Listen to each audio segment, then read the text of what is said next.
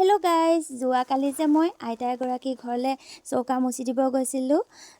সেই তেতিয়া আইতাই মোক কৈছিলে বহুত দিনৰ পৰা হেনো গাহৰি মাংস খাব মন গৈ আছে।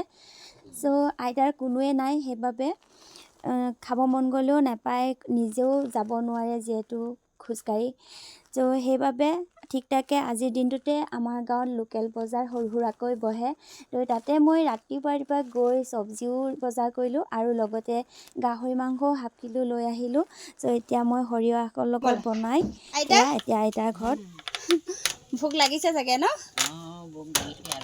মোৰ দেৰিয়ে হ'ল, বজাৰ গ'লোঁ, আকৌ ঘৰৰ কামবোৰ কৰিলোঁ আৰু আইতাই চব আগৰ দিনৰ সেয়া পেপৰ নে কি কয় এইটো আইতা? পেপৰ বনাই আছে। আইতাই খাই মানে মাজে মাজে। মই ভাতখিনি দি লওঁ। সেয়া চাওকচোন, আইতাই কিমান কষ্টৰে আহি আছে। ভগৱানে মানুহক শাস্তি দিয়ে বুলিও ইমানো দিব নালাগে, যিয়ে সহ্যই কৰিব নোৱাৰে। ল'ৰা ছোৱালীটো নিদিলেই ভগৱানে। ভৰি দুখনেই ভাল হোৱা হ'লে বা ককায়ে আজিলৈকে জীয়াই থকা হ'লে আইতাই ইমানটা কষ্ট নেপালে হয়। অকলশৰে ঘৰখনত থাকে, এনেকৈয়ে ৰাইজে যোনে তোনে আনি দিলে খাই, নেপালে এনেকৈ লগুণতে থাকে আৰু আইতাই। এইটো খোজকাঢ়িব নোৱাৰে আইতাই, সেইবাবে মই ৰাতিৰ কাৰণেও ভাত লৈ আনি দিছোঁ একেবাৰে আইতাক।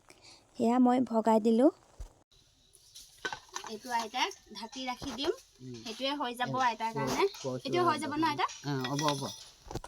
আনি দি লওঁ।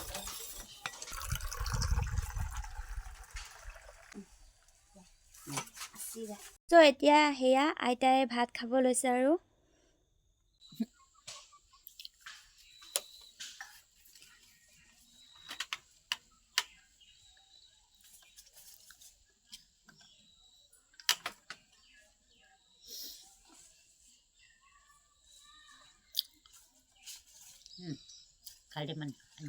নাখায়